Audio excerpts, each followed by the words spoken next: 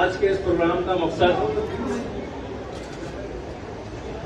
जो हुकूमत की तरफ से अक़लियत के लिए कुछ स्कीम्स आती हैं जिसका जो हम तक पहुंचती भी नहीं है, सिर्फ ये मकसद है कि इन स्कीम से पावर कराना हमारा मकसद है।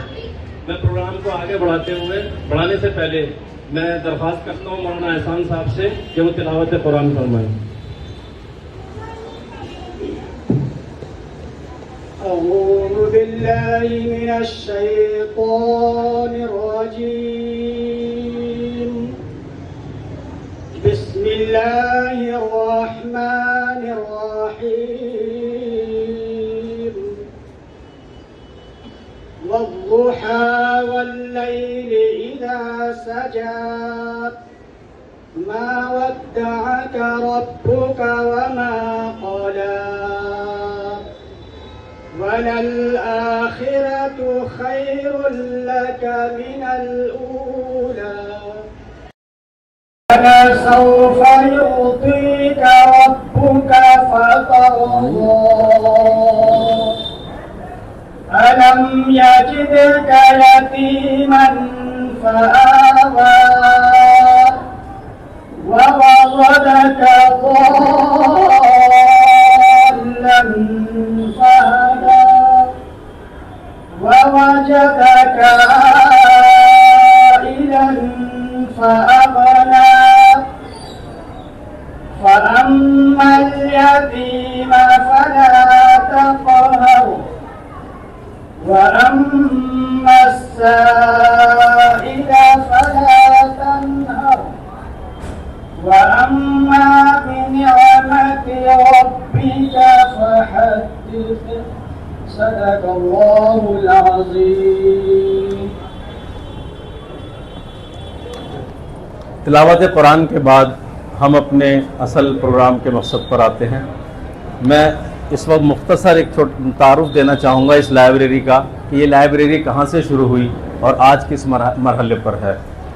इस लाइब्रेरी की शुरुआत चंद लोगों के ज़रिए एक छोटे से कमरे में बैठकर बस्ती और फूल सिंह के दरमियान वहाँ से शुरू हुई और सबसे पहले इन लोगों ने मिलकर आसान निकाह को लेकर पहला काम किया, जिसमें मर्दों के साथ ख़वातीन टीम ने भी बढ़ चढ़कर हिस्सा लिया। जावेद हुसैन साहब जो हमारे सीनियर साथी थे, अब वो हमारे दरमियान नहीं हैं। अल्लाह ताला उनकी कब्र को नूर से भर दे और उनको जन्नतुल फिरदौस में आला मकाम नसीब फरमाए। उनके इंतकाल के बाद कुछ काम मध्यम का गया, लेकिन आहिस्ता आहिस्ता चलता रहा।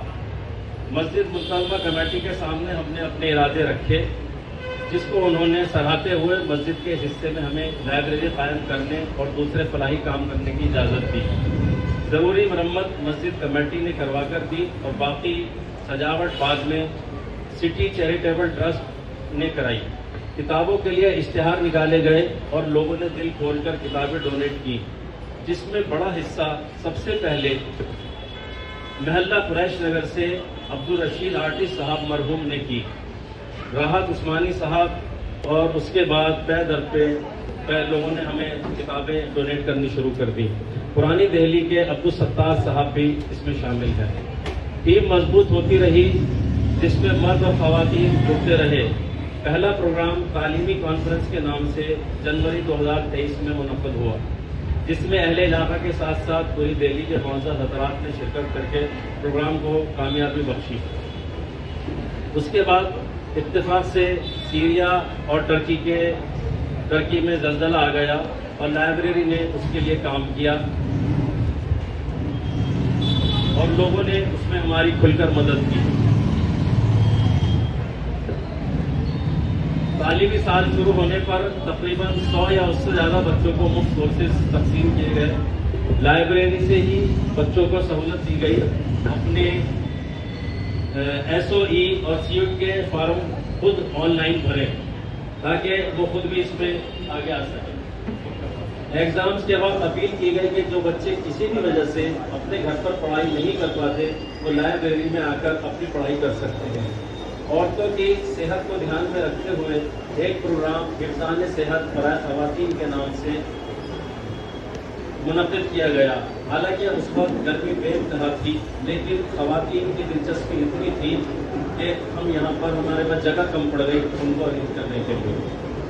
उसके बाद 7 रोज़ा समर कैंप में करीब 90 से 100 बच्चों की डेली मौजूदगी उनके हुनर ने हमें सोचने पर मजबूर कर दिया कि कमी कहीं नहीं, सिर्फ राह दिखाने की ज़रूर है। ये बच्चे परवाज़ भरना चाहते हैं और इनको ज़रूरत है एक गाइडलाइन की। पिछले महीने एक प्रोग्राम फिरका वाराना हम आहंगी को लेकर हुआ, जिसमें प्रोफेसर VK त्रिपाठी साहब ने शिरकत करके 4 चांद लगा दिए। आप सभी की मौजूदगी ने प्रोग्राम में भी रौनक बढ़ाती है। बहरहाल आज का हमारा जो मकसद है वो सिर्फ ये है कि जो हुकूमत की तरफ से अक़लियत के लिए जो स्कीम्स आती हैं जिसका हमें इल्म तक नहीं होता, वो अल्लाह न करे वो कोई भीख नहीं है, वो हमारा हक है। हम उस हक को कैसे हासिल करें और उस हक तक कैसे पहुँचें, इसको लेकर ये प्रोग्राम सिटी चैरिटेबल ट्रस्ट और मिशन तालीम के इश्तराक से मुनक़्क़द हुआ है, जिसमें हमारे दरमियान मिशन तालीम से जनाब इकरामुल हक साहब हमारे दरमियान बैठे हैं, जो इसी लाइन पर काम कर रहे हैं।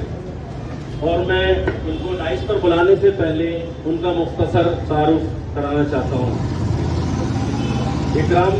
इकरामुल हक साहब जो कि PIC में जनरल मैनेजर के तौर पर काम कर रहे हैं और तकरीबन 2010 में उन्होंने मिशन तालीम की बुनियाद डाली और अब तक ये 700 से ज़्यादा अवेयरनेस प्रोग्राम कर चुके हैं। उसमें सिर्फ दिल्ली ही नहीं, UP और हरियाणा भी उसमें शामिल हैं।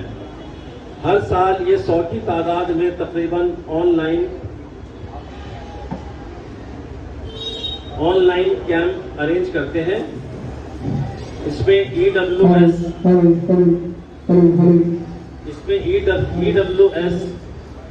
कैटेगरी के लिए एडमिशन्स वगैरह से मुताल्लिक सारी सहूलियात फराहम करने की कोशिश करते हैं। दिल्ली के मुख्तलिफ हिस्सों में तकरीबन 20,000 से ज़्यादा गरीब बच्चों को उनके ज़रिए प्राइवेट स्कूल में न सिर्फ एडमिशन बल्कि वो आज तालीमी इदारों में आगे हैं। ये बहुत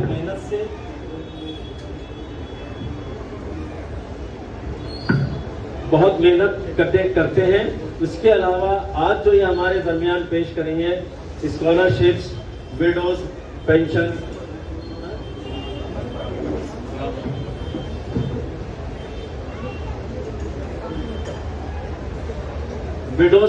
वगैरह से मुताल्लिक हमें बताएंगे कि हम इनको किस तरह हासिल कर सकते हैं। मैं दरख्वास्त करता हूँ इकरामुल हक साहब से कि वो डाइस पर तशरीफ लाएं और अपनी बात हमारे सामने पेश करें। मैंने इंतजामिया कमेटी से ये गुजारिश की और परमिशन मांगी कि मैं इस तरह से मुखातिब करता हूँ कि मैं बहनों से भी मुखातिब हो सकूँ और भाइयों से भी बात हो जाए। नहीं तो ये ऐसा लगता है कि जैसे खाली आपसे ही बात हो रही है।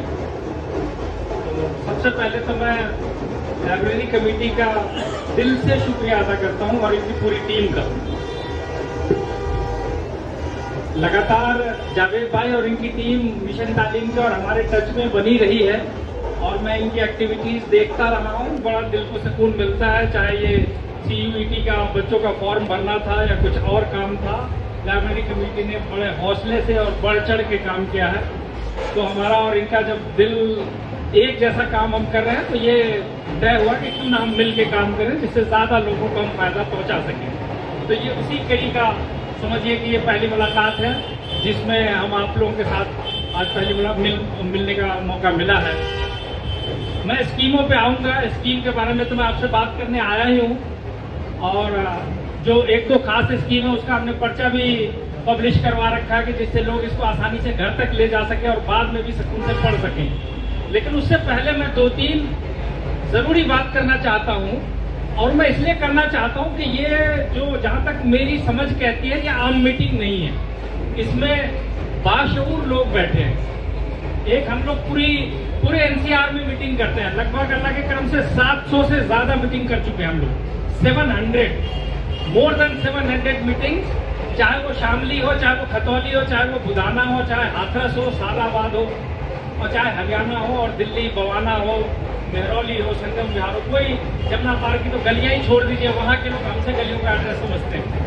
तो इतनी सारी जगहों पे मीटिंग करने के बाद हमें ये आइडिया लगता है कि कहाँ पे कौन बैठा है।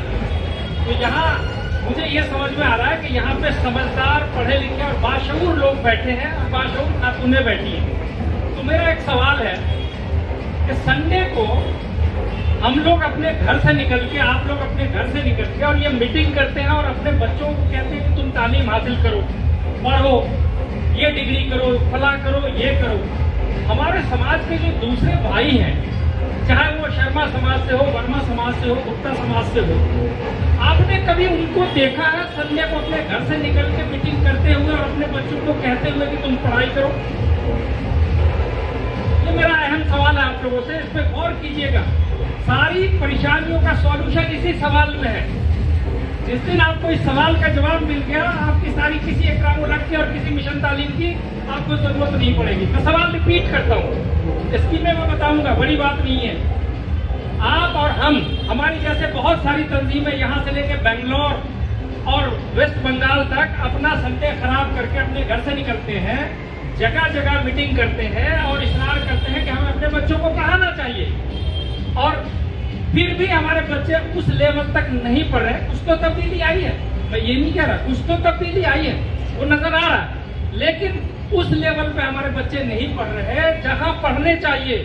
वहीं हमारे जो दूसरा समाज है, हमारे भाई हैं, उनसे हमें कोई जलन नहीं है, कोई कंपटीशन नहीं है, हमारे ही भाई हैं, एक ही समाज के लोग हैं। वो कभी मैंने आज तक नहीं देखा कि शर्मा समाज से, वर्मा समाज से, गुप्ता समाज से कोई संडे को निकला हो और कहीं मीटिंग की हो और कहा हो कि हमें अपने बच्चों को पढ़ाना चाहिए। बगैर मीटिंग किए हुए उनके बच्चे पढ़ रहे हैं, हमारे बच्चे 100 कोशिशें करने के बावजूद नहीं पढ़ रहे, तो इसकी क्या वजह है? इसको गौर कीजिए। जवाब मेरे पास नहीं है, जवाब होता तो मैं बता देता।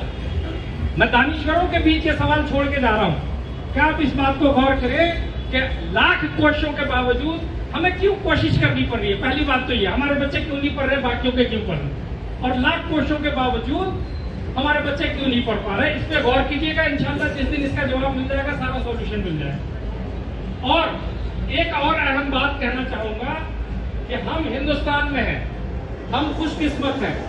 आपने पूरे बड़े सगीर का, अभी आपने देखा होगा दिन रात पिछले 10-20 सालों से आप अखबार पढ़ रहे हैं, कहाँ कभी आप सीरिया की लड़ाई पढ़ते होंगे, कहीं अफगानिस्तान की लड़ाई पढ़ते होंगे, और जाने किस किस मुल्क में क्या क्या प्रॉब्लम चली हुई है वो सारा पढ़ रहे होंगे। हम ये नहीं कह रहे कि हमारे साथ इस मुल्क में मसले नहीं है, लेकिन हम फिर भी बहुतों से बहुत बेहतर है।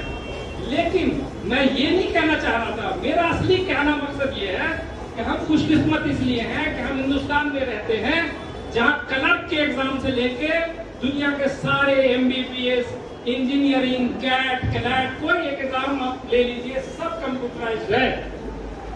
हम ये भी नहीं कह रहे कि हमारे साथ कोई भेदभाव नहीं होता, होता होगा, लेकिन पढ़ाई के मामले में नहीं। अभी आपने CUET का फॉर्म इसी लाइब्रेरी से भरा, आप बताइए कि जिसके 96 परसेंटाइल था उसका एडमिशन पहले हुआ या जिसका 90 था उसका पहले हुआ? क्या वहां देखा गया कि सुरैया का 96 है तो इसको नहीं देना और सुरेश का 95 है तो इसको देना है? ऐसा नहीं हुआ ना। तो फिर किस चीज की बात कर रहे हैं?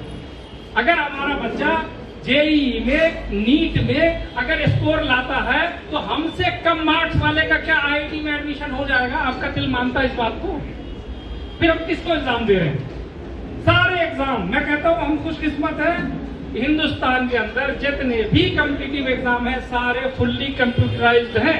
ऐसा नहीं होता कि हमारे बच्चे से तो ये पूछा जाए, किसी गैर बच्चे से तो ये पूछा जाए कि ताजमहल कहाँ है, तो उसने फट से बता दिया कि आगरा में, और हमारे बच्चे का जब नंबर आया तो पूछा जाए कि बताओ ताजमहल में कितनी ईंटें लगी हैं। ऐसा होता है क्या?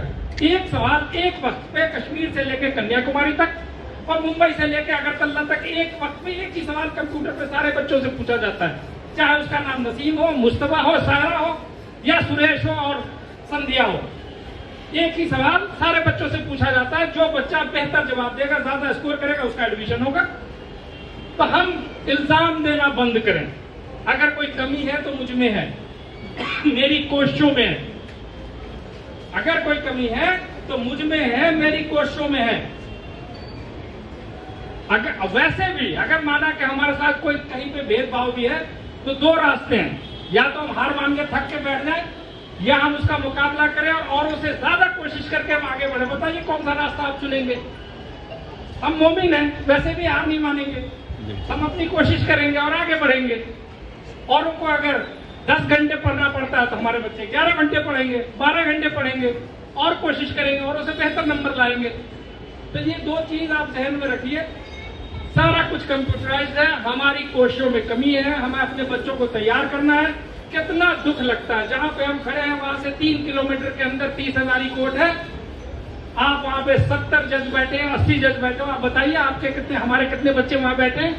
जो गाड़ियां वहां आके सुबह लगती हैं, हथकड़ियां लगी हुई, जमानत के लिए जो बच्चे आते हैं उसमें जरूर 70% हमारे बच्चे होते हैं, लेकिन जज की कुर्सी पे हमारा बच्चा नहीं होता। तो भाई जुडिशरी का एंट्रेंस दोगे तैयारी करके तभी होगा ना, घर बैठे बैठे थोड़ी हो जाएगा। खाली बिरयानी खाने से एग्जाम थोड़ी क्लियर होगा। आज ही आपने पढ़ा होगा इलाहाबाद का एक बच्चा जिसके वालिद की पंक्चर की दुकान है, उनका बेटा 22 साल का जज अपॉइंट हुआ है। तो वो भी तो एक पंक्चर लगाने वाले का बच्चा है, इलाहाबाद शहर में रहता है किसी गांव में। अब उसने जज का एग्जाम क्लियर किया, आज वो सिविल जज अपॉइंट हो रहा है। सारे एग्जाम कंप्यूटराइज्ड है, तैयारी हमें करनी पड़ेगी। आप राम मनोहर अस्पताल चले जाए, इरविन चले जाए, सारी हमारी बहनें बुरके के अंदर लाइन में लगी होती हैं, इलाज के लिए वहां गई होती हैं। शुक्रिया, शुक्रिया बहन।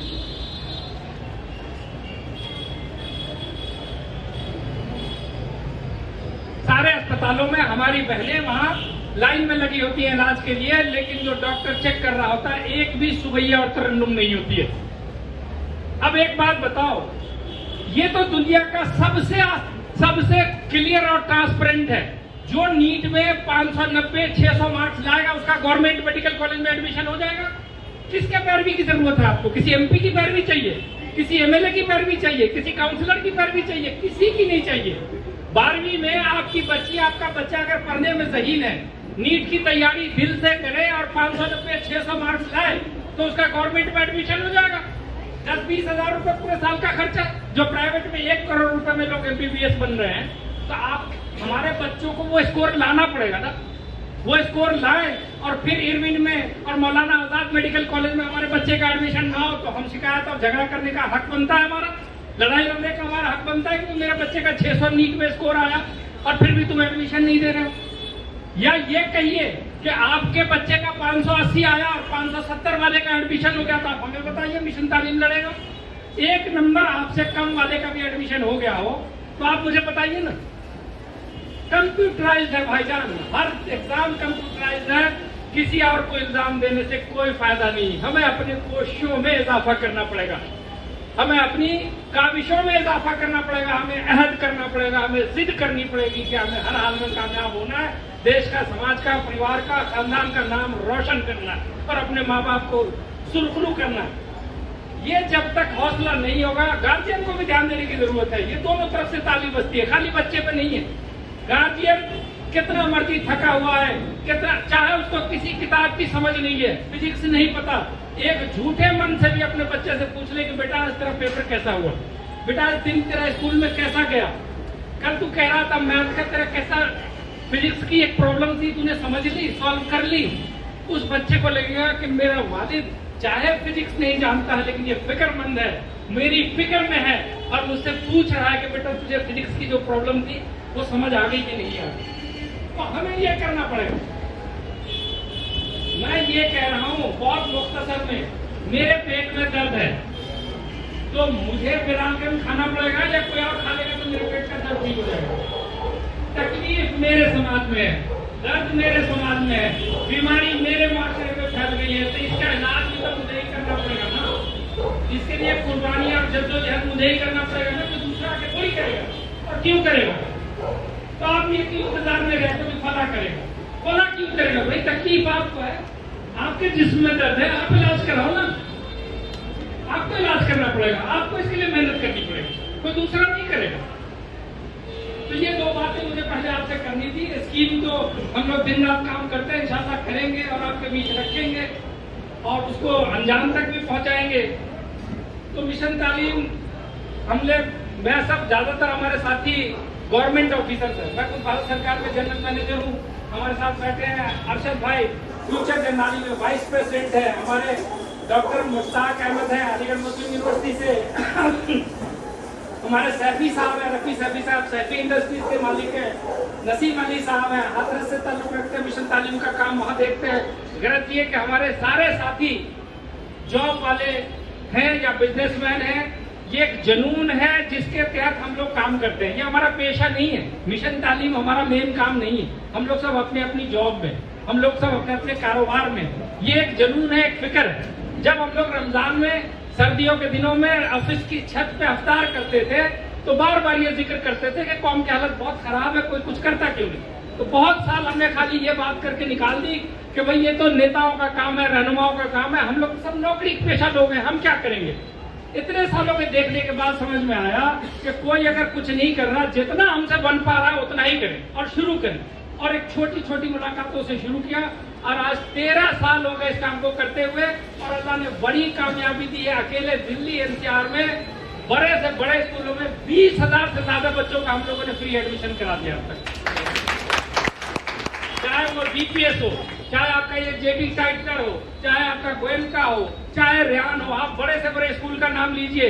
जितने भी स्कूल हैं दिल्ली के अंदर प्राइवेट, 1700 से ज्यादा स्कूल हैं, सब में 25% सीट गरीब बच्चों के लिए रिजर्व है, बिल्कुल मुफ्त, बिल्कुल मुफ्त। और ये सिर्फ कागज पे नहीं है, ये सिर्फ कागज पे नहीं है, दिलाने के लिए मिशन तालीम हाजिर है। हर साल 100 से ज्यादा ऑनलाइन कैंप हम लोग पूरे दिल्ली में ऑर्गेनाइज करते हैं। चाहे वो बवाना हो और चाहे नरेला हो, चाहे वो किराड़ी हो, सुल्तानपुरी हो, मंगोलपुरी हो, मेहरौली हो, संगम विहार हो, जैतपुर हो, ओखला हो, मुस्तफाबाद हो, जाफराबाद हो, कोई मर्जी दिल्ली का इलाका हो, मिशन तालीम आप कंकर उठा के फेंकेंगे, कोई ना कोई मिशन तालीम का साथी मिलेगा। और जब मैंने कैंप की बात की तो मेरा एक साथी छूट गया जो तुर्कमान गेट पे हर साल कैंप लगाता है, उसका नाम है नजमुल हसन। नजम भाई के होंगे, हाथ उठा दीजिएगा, पीछे बैठे हैं। तो ऐसे मुखलिस साथी हैं। और हमारा एक मिशन तालीम का पहला रूल है, हम लोग किसी को 1 रुपया नहीं देते, किसी से 1 रुपया चंदा नहीं लेते। एक बात हमेशा क्लियर रही है। जज्बाती तकरीर करेंगे, लोगों को लगता है ऐसा नहीं है इकरामुल हक साहब आखिरी में कोई चंदे की रसीद घुमा देंगे कि भाई कौम का इतना बड़ा काम कर रहे हैं हम लोग, आप लोग इसमें मदद कीजिए। नहीं, हमें आपके पैसे की जरूरत। 5 बच्चे, 10 बच्चे, 15 बच्चे, 20 बच्चे, 100 बच्चे की मदद कर पाऊंगा। भाई कोई साहब लाख रुपए देंगे, कोई 10,000 देंगे, कोई 10,000 देंगे, तो मैं 10, 20, 50, 100 बच्चों की मदद कर पाऊंगा। गवर्नमेंट स्कीम्स में ऐसी कोई लिमिटेशन नहीं है, आप लाखों बच्चों की मदद कर सकते हैं, कोई फंड की कमी नहीं है। जैसे आप फीस रिफंड की स्कीम समझ लीजिए, मैं तफसील से बताऊंगा। गुरुद्वारा प्रबंधक कमेटी वाले हर साल करोड़ों करोड़ रुपए अपने बच्चों के लिए लेते हैं। हमारी कम्युनिटी आज तक सामने नहीं आई इस हक को लेने के लिए। पहली बार 2 सालों से हमने कोशिश किया, अल्लाह ने बड़ी कामयाबी दी। इस साल हम लोगों ने 1,13,00,000 रुपए अपने बच्चों के खाते में पहुंचवा दिया।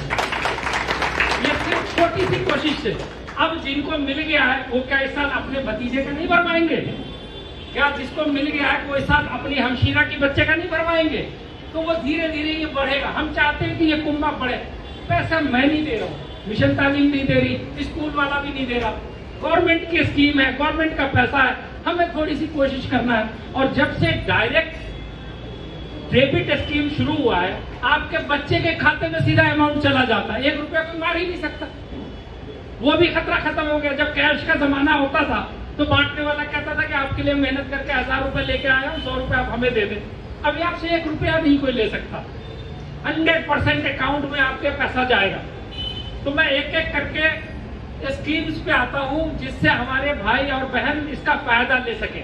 सबसे पहले मुझे ये बताएं कि यहाँ जो खातून और हजरात बैठे हैं इनमें से कितने लोग हैं जिनके बच्चे प्राइवेट स्कूल में पढ़ते हैं, 1ली से 12वीं क्लास तक? वो अपना हाथ उठाते हैं। इधर से कोई हाथ नहीं, इनके बच्चे अकेले हैं, आपके नहीं है। इधर से हाथ ही नहीं उठ रहा। मैं हैरान हूँ, इनके अकेले से बच्चे कहाँ से आए, आप कहाँ थे? बहरहाल मेरा पूछने का मकसद सिर्फ ये था कि मैंने हाथ इसलिए उठवाया कि आपका ध्यान इस स्कीम पे जाए। जो भी बच्चा माइनॉरिटी, हालांकि ये स्कीम SC, ST, OBC के लिए भी है, लेकिन हम यहाँ बैठे हैं, यहाँ हमारे समाज के लोग ज्यादा हैं। तो मैं सीधी बात करूंगा। माइनॉरिटी के अंदर 6 लोग आते हैं, मुस्लिम, क्रिश्चियन, सिख, बौद्ध, जैन, पारसी। ये बच्चे अगर दिल्ली के 1700 से ज्यादा रिकॉग्नाइज्ड प्राइवेट स्कूल में पहली से लेकर 12वीं क्लास तक अगर पढ़ रहे हैं, मैं फिर रिपीट कर रहा हूं, सुकून से, क्योंकि मेरा मकसद है इस स्कीम के जरिए अपने गरीब गार्जियंस की जेब में माली इमदाद पहुंचाना कि जिससे उनकी पढ़ाई बीच में ना छूटे। तो मैं रिपीट कर रहा हूं, दिल्ली के 1700 से ज्यादा रिकॉग्नाइज्ड प्राइवेट स्कूल में अगर कोई माइनॉरिटी बच्चा या बच्ची पहली से 12वीं क्लास के बीच में तालीम हासिल कर रहा है या कर रही है, तो उसकी माहाना फीस सरकार उसके खाते में वापस कर देती है। सुनने में लगता है ऐसा कोई क्या बात कर रहा है साहब, ऐसे होता तो फिर सारी दुनिया लेती। सारी दुनिया ले रही है, जिसको समझ है भाई, जिसको समझ है वो ले रही है, जिसको अकल है वो ले रही है। और हम इस रेस में देर से घुसे हैं, लेकिन मैं चाहता हूं कि अभी भी देर नहीं हुई है। बच्चे तो अभी भी हमारे पढ़ ही रहे हैं ना, आपके बच्चों के बच्चे पढ़ेंगे। अब बड़ी भी कह रही है कि हमारे बच्चे तो पढ़ चुके हैं, तो कोई बात नहीं, आपके बच्चों के बच्चे अब आएंगे स्कूल में, उसको फायदा दिलवाइए। बहरहाल मैं स्कीम ये बता रहा हूं, बहुत मुख्तसर स्कीम है, कोई बहुत ज्यादा कागज की भी जरूरत नहीं है, क्योंकि हम माइनॉरिटी से आते हैं, हमें कास्ट सर्टिफिकेट की जरूरत नहीं है। अगर किसी का ओबीसी है तो लगा देंगे, लेकिन कंपलसरी नहीं है। माइनॉरिटी होना काफी है। वो हम अपने ऑफिस से जब फॉर्म भरते हैं तो माइनॉरिटी का प्रिंट निकल जाता है, उसको सर्टिफाई करके साइन करके अपलोड कर देंगे। आपको 2 काम करना है भाई, जो आप फीस दे रहे हो स्कूल में वो रसीद संभाल के रखनी है, वो तो वैसे भी आप रखते ही हो भाई। किसी से 100 रुपए का सामान खरीदते हो दुकान से तो बिल संभाल के रखते हो ना, तो आप जो बच्चे की फीस दे रहे हो उसकी रसीद संभाल के रखो। और 2 काम करो, एक तो बच्चे का बैंक खाता खुलवा लो, वैसे भी आजकल जरूरी है, हर काम में बैंक खाते की जरूरत पड़ती है। और अकेला नहीं खुलवाना चाहते तो बच्चे के साथ वालदा का खुलवा दो, ज्वाइंट अकाउंट करवा दो, वैसे आप बच्चों का भी अलग खुल जाता है। और दूसरा, 3 लाख रुपए से कम का आपको इनकम सर्टिफिकेट बनवाना है एसडीएम ऑफिस से। यहाँ का एसडीएम ऑफिस आपको पता होगा कहाँ पे लगता है, कोतवाली में। भाईजान बता रहे हैं कि यहाँ का एसडीएम ऑफिस कोतवाली में लगता है, और उसका भी ऑनलाइन अप्लाई होता है। 1076 पे अपने मोबाइल से आप फोन करेंगे तो सरकार का नुमाइंदा आपके घर आके ही आपका फॉर्म भर देगा। अगर आपको ये नहीं करना तो किसी इंटरनेट की दुकान से आप 50-100 रुपए दे के आप ये फॉर्म भरवा सकते हैं।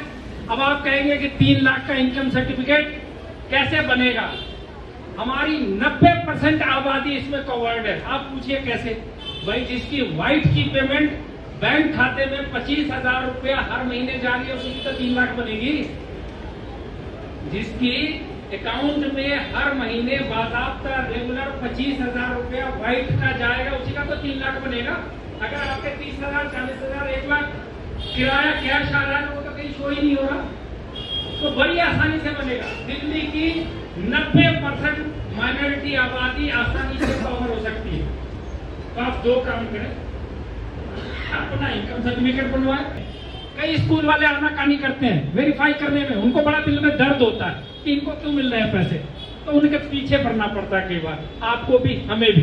तो भैया वेरीफाई करो, कोई हम डिमांड हमारी गलत नहीं है। हमने जो हमारा बच्चा पढ़ रहा है, फीस दे रहे हैं, या तो तुम बताओ कि नहीं दे रहे हम फीस, तो वेरीफाई करना ही पड़ेगा। जब बच्चा हमारा फीस दे रहा है तो तुम वेरीफाई करो। कई हर स्कूल नहीं करता, कई अड़चन आता है तो हम आपको रेगुलर स्टेटस देंगे एक्सेल शीट में बना के व्हाट्सएप में कि भाई आपके एप्लीकेशन की क्या स्टेटस है, और आपके खाते में पहुंचेगा वो पैसा बच्चे का। हमारे बच्चे 7वीं, 8वीं, 9वीं में पढ़ाई छोड़ देते हैं माली हालत के कारण। कई बार घर को सपोर्ट की जरूरत होती है, आदमी उसको दुकान पे लगा देता है, फैक्ट्री में लगा देता है कि घर को कुछ सहारा हो जाएगा। लेकिन आप बताएं, जब आपको फीस आपके बच्चे के खाते में मिल जाएगी तो आप बड़ा बच्चे की पढ़ाई क्यों छुड़वाएंगे? और फिर वही बात, जब बच्चा एक बार 12वीं कर लेगा उसको कोई रोक नहीं पाएगा। 12वीं अगर अच्छे नंबर से कर ले, 100 कॉम्पिटिटिव एग्जाम उसके लिए सामने उसके खुले हुए हैं। उसका दिल करे डॉक्टर बने, उसका दिल करे इंजीनियर बने, उसका दिल करे चार्टर्ड अकाउंटेंट बने, उसका जो दिल करे वो कॉम्पिटिटिव एग्जाम दे। कंप्यूटर किसी राशिद किसी रमेश को नहीं पहचानता। एक सवाल सबसे बराबर पूछा जाता है, हमारा राशिद अच्छे नंबर लाएगा तो उसकी अच्छी नौकरी लगेगी। तो ये सबसे पहले जहन से निकाले कि हम नहीं कर सकते। अब बताइए ना, हमारा बच्चा बैठा हुआ है, बच्ची खूबसूरत बैठी हुई है, ये क्या अपाहज है? ये क्या इसमें किसी और से कम दिमाग है? अब बताइए ना, हमारे जो बच्ची ये बैठी है, अल्लाह की तरफ से इतनी खूबरू बच्ची बैठी है, ये क्या किसी से कम है? ये क्या इसके पाँव में ताकत नहीं है, इसके जहन में सलाहियत नहीं है? सबके बराबर है, किसी से बेहतर है, हमें इसको तराशने की जरूरत है। तो पहली बात तो ये, दोबारा रिपीट कर रहा हूं, आप नोट कर लें कि जिसका बच्चा भी पहली से लेके 12वीं तक किसी प्राइवेट स्कूल में पढ़ रहा है और जेब से आप पर मंथ खर्चा दे रहे हैं, तो 48,000 रुपए तक साल के आपके वापस हो सकते हैं। अब आप कहेंगे कि मैं 2200 रुपए हर महीने दे रहा हूं और मुझे 48,000 मिल जाए, नहीं, 4,000 अपर लिमिट है। भैया 2200 दे रहे हैं तो 2200 ही तो वापस लोगे। स्कीम का नाम है फीस रिफंड स्कीम।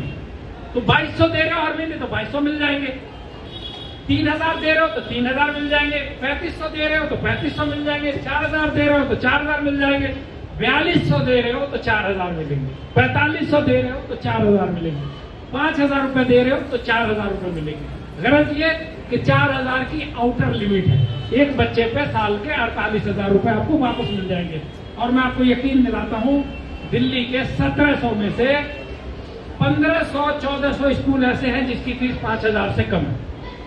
सिर्फ 200-300 मशहूर नामी ग्रामी जो स्कूल है उन्हीं की फीस ज्यादा है, क्योंकि ज्यादातर स्कूलों की फीस 4,000, 4,500, 4,200, 5,000, 3,500 इसी आसपास है। तो हमारी बड़ी आबादी इसमें कवर हो जाएगी। पहली से लेके 12वीं तक है, कोई ज्यादा कागजात की जरूरत नहीं है, आप इसका फायदा उठाएं। बहुत हमारा बच्चा 12वीं तक बहुत सुकून से पढ़ जाएगा। अब आते हैं दूसरी स्कीम पे, फिर मैं दोबारा एक बार हाथ उठाऊंगा, इस बहाने हाथ की एक्सरसाइज भी हो जाएगी। कितनी बहनें हमारी यहाँ पे हैं और कितने भाई हमारे यहाँ पे हैं जिनमें घर में कोई बच्चा 3 से 7 साल का है? प्लीज थोड़ा सा हाथों को तकलीफ है, हाथ उठा दे प्लीज। जिनके घर में 3 से 7 साल का बच्चा है, उनके लिए एक सुनहरा मौका है, वो दिल्ली के प्राइवेट स्कूल में अपने बच्चे का बिल्कुल मुफ्त एडमिशन करवा सकते हैं। मुफ्त बोल रहा हूं तो यकीन नहीं होगा, कैसी बात कर रहे हैं, स्कूल इतना बड़ा बड़ा, आप कह रहे हैं मुफ्त एडमिशन हो जाएगा। यकीन करो मेरे भाई, 20,000 बच्चों का एडमिशन कराने के बाद आपको ये बात कह रहा हूं, तो यकीन से ही कह रहा हूं। इतने हजार एडमिशन कराने के बाद आपके बीच आया हूं तो यकीन से ही कह रहा हूं। स्कीम क्या है, कौन ले सकता है? क्या कोई किसी के भी बच्चे का एडमिशन दे देंगे? नहीं, पहले हमें साबित करना पड़ेगा ना सरकार को कि मैं जरूरतमंद हूं। भाई सरकार मेरे बच्चे को बिल्कुल फ्री प्राइवेट स्कूल में क्यों पढ़ा देगी, बताइए भला। सरकार मेरे बच्चे को बड़े से बड़े प्राइवेट स्कूल में, डीपीएस में, गोयनका में, रेयान में, इनमें मेरे बच्चे को फ्री क्यों पढ़ा देगी? मुझे साबित करना पड़ेगा ना कि मैं जरूरतमंद हूं। तो सरकार ने 3 कागज तय किए हैं। अगर इन तीनों में से कोई एक मेरे पास है तो सरकार मान लेगी कि मैं जरूरतमंद हूं और मेरे बच्चे का नाम लॉटरी में डाला जाएगा। मैं तीनों कागज सुकून से आपको बताता हूं, तीनों नहीं चाहिए, तीनों में से कोई एक, तीनों में से कोई एक अगर कागज आपके पास है, आपका बच्चा 3 से 7 साल के बीच है, तो आपका हम फॉर्म भरेंगे और आपके आसपास, आपके घर से 3, 4, 5 किलोमीटर के अंदर जितने प्राइवेट स्कूल हैं, सब में आपके बच्चे का नाम लॉटरी में डाला जाएगा। और अगर उसमें आपका नाम आ जाता है तो आपको एडमिशन जिस दिन लेने जाना है तो रिक्शे का भाड़ा खाली जेब में रखिएगा, बाकी पर्स घर छोड़ के जाइएगा। 1 रुपया नहीं देना है, चाहे उस स्कूल की फीस 15,000 पर मंथ क्यों न हो। आपके बच्चे का नाम अगर लॉटरी में आ जाता है, आपको 1 रुपया नहीं देना है, ना एडमिशन चार्ज, ना एनुअल चार्ज, ना मंथली चार्ज, यहाँ तक कि ड्रेस कॉपी किताब भी फ्री मिलेगा। अब बताओ, इतनी बड़ी स्कीम का फायदा भला हमें नहीं लेना चाहिए? इतनी बड़ी स्कीम का फायदा हमें भला नहीं लेना चाहिए? और कागज क्या, छोटा सा वही कागज, या तो आपके पास बीपीएल का राशन कार्ड हो, जो हरे रंग का छोटा सा बनता है, लाइसेंस की शक्ल का छोटा सा, जो गरीबी के नाम पे घर में बनता है, जो घर पे गरीबी होती है उनके नाम पे वो कार्ड बनता है, तो या तो आपके पास बीपीएल का, जिसको खाद्य सुरक्षा कार्ड, फूड सिक्योरिटी कार्ड बोलते हैं, ग्रीन कलर का होता है, या वो हो आपके पास, या ओबीसी का दिल्ली का बना हुआ सर्टिफिकेट हो। और ये दोनों ही नहीं है तो सबसे आसान, लाख रुपए से कम का एसडीएम ऑफिस से आप इनकम सर्टिफिकेट बनवा लीजिए सीधा। लाख रुपए से कम का, 90,000 का, 85,000 का, 95,000 का, 92,000 का एसडीएम ऑफिस से आप इनकम सर्टिफिकेट बनवा लीजिए। बच्चे का आधार, बच्चे के जन्म प्रमाण पत्र, आजकल तो आपको पता ही है कि भाई सारी जैसे ही पैदा होता है बच्चा, सब अपना बच्चों का आधार और बर्थ सर्टिफिकेट बनवा लेते हैं, हर स्कीम में चाहिए होता है। दोबारा आपसे कहूंगा, ये कागज तैयार कर लीजिए। जावेद भाई और उनकी टीम अगर 15, 20, 25 बच्चों के कागज तैयार कर लेगी, हम अपनी टीम यही भेज देंगे, हम अपनी टीम यही भेज देंगे। हम आपको अपने दफ्तर तक आने की तकलीफ नहीं उठाने देंगे। वो तो इसलिए, बाकी स्कीमों में इसलिए जरूरत पड़ती है कि उस पर ओटीपी आता है, साइन होता है, सिग्नेचर होता है, आपका फोटो लगता है, पैसे का मामला है। सरकार भी देखना चाहती है कि जो मुस्तहक है और जो जेन्युइन है उसी के पास ये पैसा जाए, इसलिए आपको बुला के सलीके से सारा फॉर्म भरना पड़ता है। ये जो बच्चे का एडमिशन का फॉर्म है, ये तो हम यही मस्जिद शाहकुंड में ही आके आपके सामने कैंप लगा देंगे मिशन तालीम का, और आप यहीं से कुंड से भर सकते हैं। तो कागज मैं दोबारा रिपीट कर रहा हूँ, 3 कागज है, 3 में से कोई एक हो। आप अपने बच्चे का नाम, ये दिसंबर में निकलेगा इंशाल्लाह, डेट फिक्स नहीं है, कभी दिसंबर में निकलता है, कभी जनवरी में निकलता है, लेकिन ये निकलता जरूर है।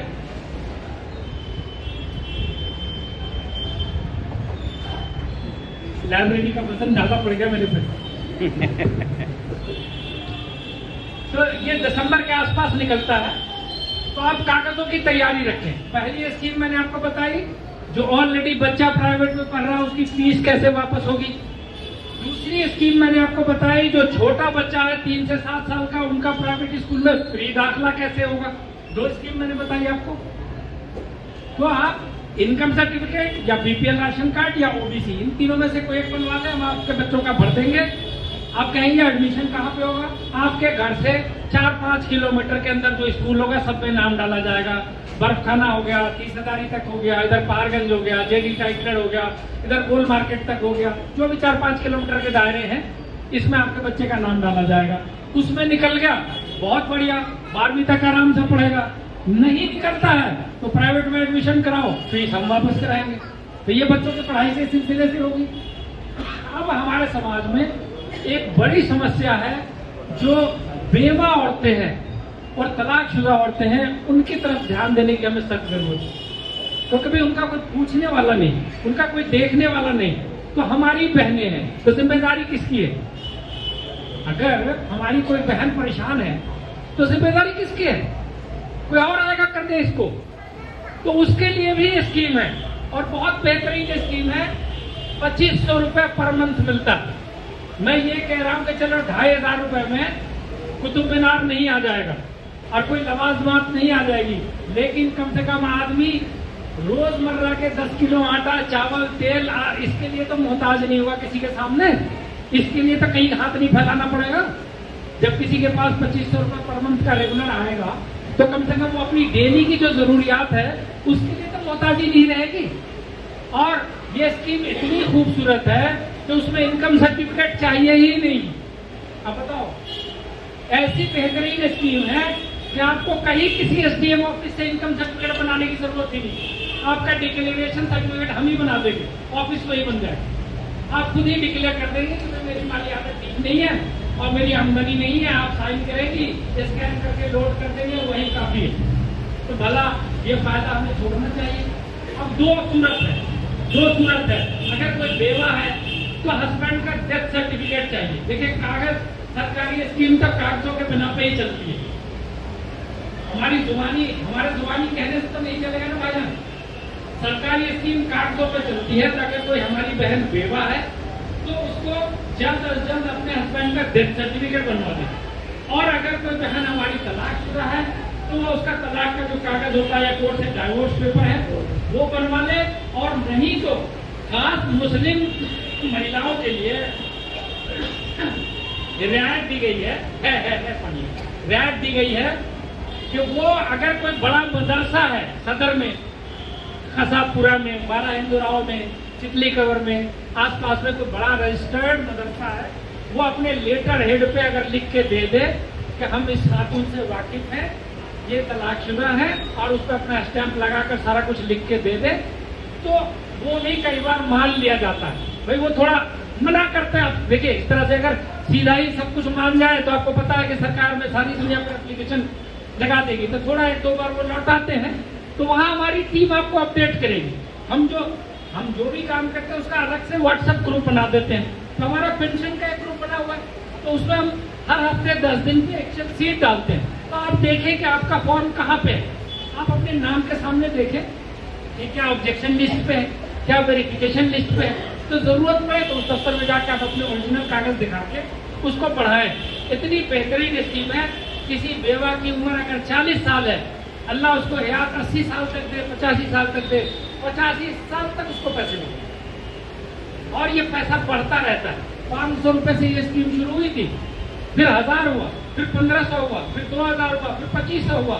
मिशन तालीम लगातार कोशिश में, हमने अपने लेटर हेड से चिट्ठी लिखी है, सरकार पर दबाव बना रहे हैं कि इसको 3000 किया जाए। आज निकल इंशाल्लाह वो भी हो जाएगा, लेकिन हमें आगे बढ़ के इसका फायदा लेना चाहिए। वो तब खास के जब इनकम सर्टिफिकेट नहीं चाहिए। मैं दोबारा कह रहा हूँ, पहली दोनों स्कीमों में मैंने इनकम सर्टिफिकेट की बात की थी, फर्क समझिएगा। फीस वापस चाहिए बच्चों की, इनकम सर्टिफिकेट चाहिए। बच्चों का एडमिशन कराना है तो राशन कार्ड या इनकम सर्टिफिकेट या ओबीसी चाहिए। ये जो बेवा और तलाकशुदा खातून का पेंशन है, इसमें इनकम सर्टिफिकेट नहीं चाहिए। सिर्फ आपका लिखना ही काफी है कि मेरे पास पैसे नहीं है, मेरे पास गुजारे का पैसा नहीं है, मुझे दिक्कत हो रही है, ये काफी है। बाकी जो कागज, अभी बैंक खाता तो चाहिए सब में। आपका पैसा आएगा किसमें? बैंक खाता तो चाहिए, नहीं तो पैसा किसमें आएगा? और वो आधार, वोटर आई कार्ड, ये सारी चीजें सबके पास है। मैं उनको बता के वक्त जाया नहीं करना चाहता कि भाई आपको ये चाहिए वो चाहिए। और वैसे मोबाइल की दुनिया में मोबाइल कहाँ है, किसके पास है, किसी को पता नहीं चलता। इसलिए हमने मिशन तालीम के ऑफिस में लैंडलाइन फोन लगवाया। हमने अपने ऑफिस में लैंडलाइन फोन लगवाया है। आप कभी भी सुबह 10 बजे से शाम के 6 बजे तक फोन करके किसी भी स्कीम के बारे में जानकारी हासिल कर सकते हैं। आप हमारी वेबसाइट पे जाएं, यहाँ पे मैंने पहले ही कहा सारे बाशऊर और पढ़े लिखे लोग हैं। आप सिर्फ गूगल पे मिशन तालीम टाइप करें, खाली गूगल पे आप मिशन तालीम टाइप करें, आपको वेबसाइट खुल जाएगी। आप फेसबुक से हमें अप्रोच कर सकते हैं, आप हमें व्हाट्सएप कर सकते हैं, आप हमें missiontalim@gmail.com पे मेल कर सकते हैं। और वहाँ हमारे वॉलेंटियर्स की एरिया वाइज लिस्ट भी डली है। आप हमारे किसी भी साथी को कभी भी फोन कर सकते हैं, वो आपको तुरंत जवाब देगा, स्कीम के बारे में बताएगा। तो ये 3 स्कीम मैंने आपको बताई, बच्चों की फीस वापसी, छोटे बच्चों की एडमिशन, और बेवा और तलाकशुदा खातूनों के लिए पेंशन। अब मैं चौथी स्कीम आपको बताता हूँ, लाडली। जिस घर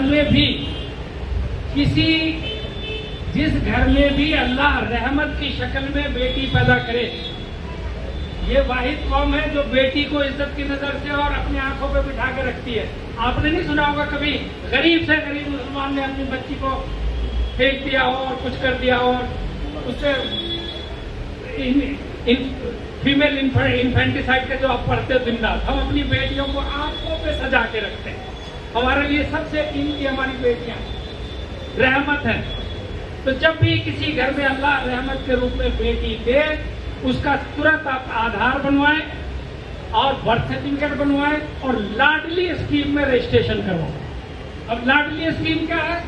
लाडली स्कीम कहती है कि अगर आपका बच्ची घर पे पैदा हुई है तो 10,000, और हॉस्पिटल में पैदा हुई है तो 11,000 उसके खाते में डाल दिया जाएगा। उस दिन आपको नहीं दिया जाएगा, उसके नाम से उसके खाते में डाल दिया जाएगा।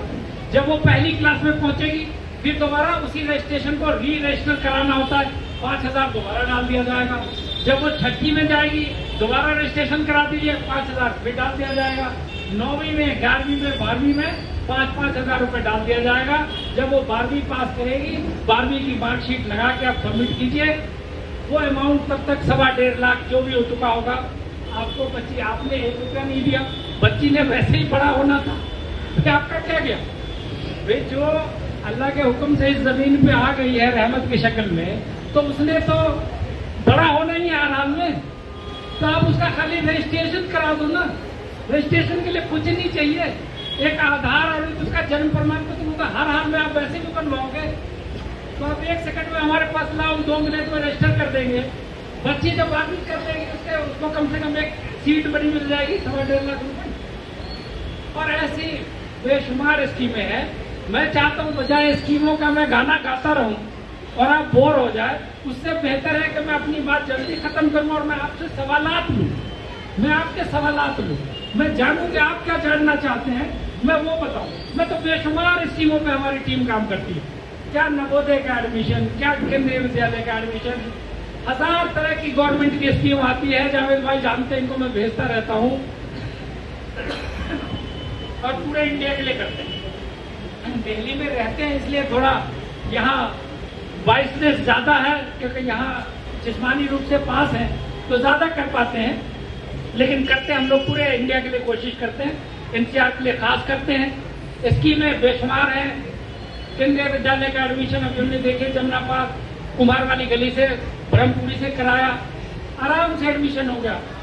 और जिन बच्चों का केवी में, हाँ इसलिए तो हमने टाइम से,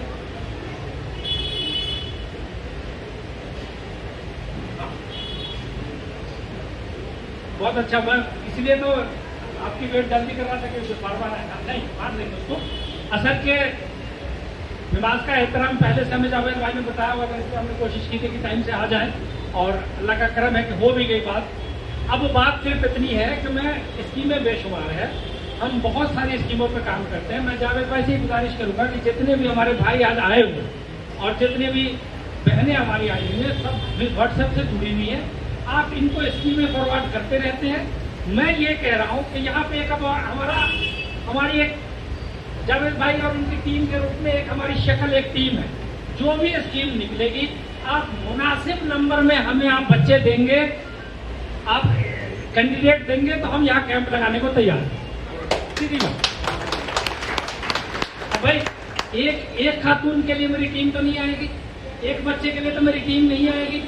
आप अगर मेहनत करके 10-15 बच्चे या जो भी फॉर्म जिस स्कीम के भी 10-15 लोग आप इकट्ठे कर देंगे, मैं आपसे वादा करता हूँ कि मेरी टीम यहाँ आके यही भर देगी सीधा, आपको कहीं तकलीफ उठाने की जरूरत नहीं। और कैंप तो इंशाल्लाह यहाँ लगेगा ही लगेगा।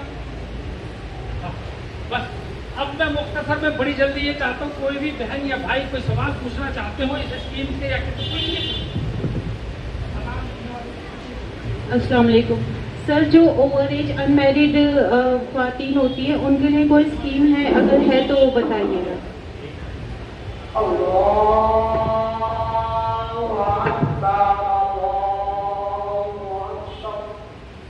शुरू नहीं हो पाया है, पॉलिटिकल जगह अखबार के कारण वो फाइल फंसी हुई है। जिस दिन शुरू होगा इंशाल्लाह मिशन तालीम आपकी खिदमत में उसके लिए भी हाजिर होगा। और कोई सवाल हो, मुझे खाली सब्जेक्ट बताइए, मैं तुरंत बता दूंगा।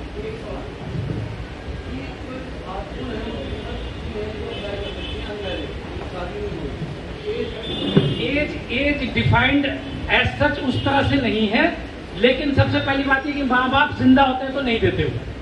हाँ, तो एज अलग से डिफाइन नहीं की हुई। हाँ, माइक कम है, माइक। हमारी बहन का सवाल है कि लाडली स्कीम जो आपने बच्चियों के लिए बताया उसके लिए कोई एज मखसूस है? एज का ये है कि अगर आप 1 साल के अंदर कराएंगे तो आप फायदे में रहेंगे, क्योंकि सबसे बड़ा अमाउंट उसी में मिलता है। आप जैसे ही बच्ची पैदा हो सबसे पहले तुरंत उसका आधार बनवाएं और बर्थ सर्टिफिकेट बनवाएं। ये दोनों चीज लेके आप हमारे पास आए, हम लाडली में आपका रजिस्ट्रेशन करा देंगे। अगर ये मिस हो गया किसी कारण से, आप नहीं करा पाइए, बच्ची आप बड़ी हो गई, तो जो नुकसान हो गया, आप करा दें। जहाँ से करेंगे वहां से मिलना शुरू हो जाएगा। वो कह रहा था आप नहीं मिलेंगे, लेकिन आप 6ठी में कराएंगे, 1ली में कराएंगे, 9वीं में कराएंगे, तो वहाँ का 5,000 खाते में शुरू। तो जब आप पता चला तभी करवा दीजिए, कम से कम कुछ तो मिलेगा। हमारी जेब से 1 रुपया नहीं लगा। बड़ी बात यह है कि हम उसको कुछ डाल नहीं रहे, हमें कुछ नहीं डालना उसके अंदर, खाली रजिस्ट्रेशन करा दें। आपने EWS की स्कीम बताई है, वो कौन सी क्लास में है? कौन सी वाली? EWS की 7 वाली। और एक सर्टिफिकेट जो आपने उसका बताया का, तो मदर फादर की दोनों के नाम पर करता है। आगे आ जाओ भाई, आगे आ जाओ। आपने रीएम्बर्समेंट का जो आपने बताया है EWS का फॉर्म, वो मदर फादर दोनों में से किसी का बन सकता है? और दूसरा जो आपने उसका EWS का बताया 3 to 7 वाला, मैं ये पूछना चाहता हूँ कि कौन सी क्लास तक जाता है? बहुत सारे स्कूल जो है 8 में उसको ख़त्म कर रहे हैं जी, उन्होंने बच्चों को बाकायदा हटा दिया और 9 से वो फीस ले रहे हैं। उनके नाम भी बता सकता हूँ आपको। इस सवाल का जवाब देता हूँ। 2 सवाल इन्होंने पूछा है, EWS किस किस क्लास में एडमिशन होता है। पहली बात 3 से 7 साल इसलिए होता है कि कंप्यूटर अपने आप एज उठा लेता है। 3 से 5 होगा तो नर्सरी, 4 से 6 होगा तो KG और 5 से 7 होगा तो फर्स्ट। नर्सरी, KG, फर्स्ट, इन 3 क्लासों में बच्चों का दाखिला होता है, इसलिए उम्र 3 से 7 साल है। कंप्यूटर उठा देगा, उसकी फिक्र ना करें। अब इनका दूसरा सवाल, इनकम सर्टिफिकेट वालदा के नाम से बन सकता है क्या? जब अगर हस्बैंड वाइफ दोनों अलाइव हैं, फादर के नाम से बनेगा। फादर नहीं है तब मदर के नाम से बनेगा। इनका तीसरा सवाल, कुछ जगहों पे बच्चों का नाम 8वीं क्लास के बाद काट दिया गया या उनसे कहा गया कि 9वीं से आपको फीस लगेगी। EWS scheme originally 8th class तक है।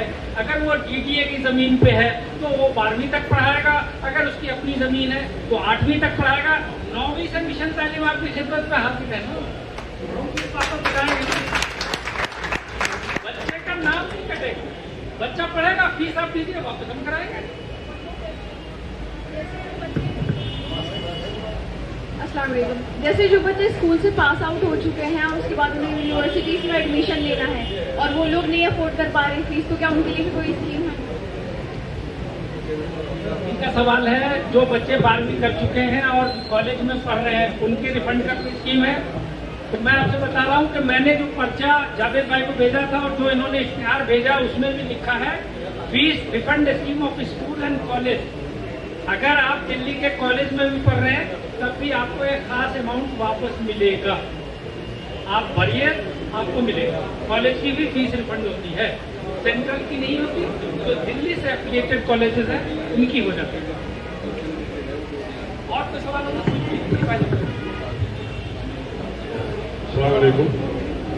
सर, कुछ स्कूल्स में यूनिफॉर्म और स्टेशनरी नहीं दी जाती EWS बच्चों को, तो इसके ताल्लुक से कुछ आप बताइए।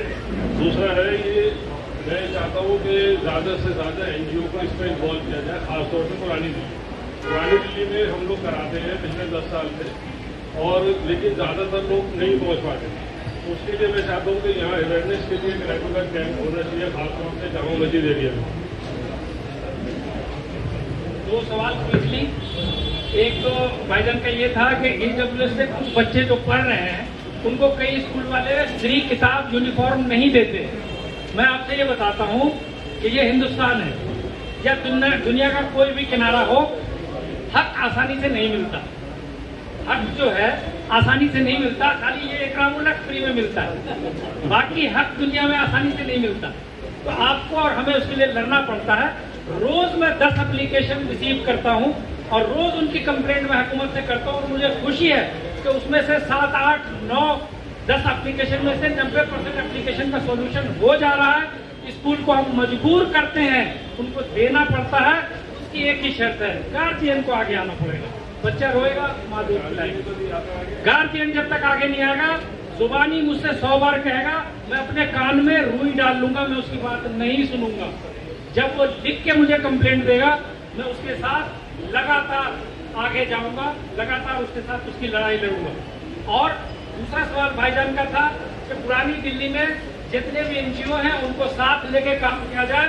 मैं इनसे ये वादा कर रहा हूँ, आप रात के 1 बजे बुलाइए, मैं 1:15, 1:30 बजे तक आपके पास हाजिर होगा।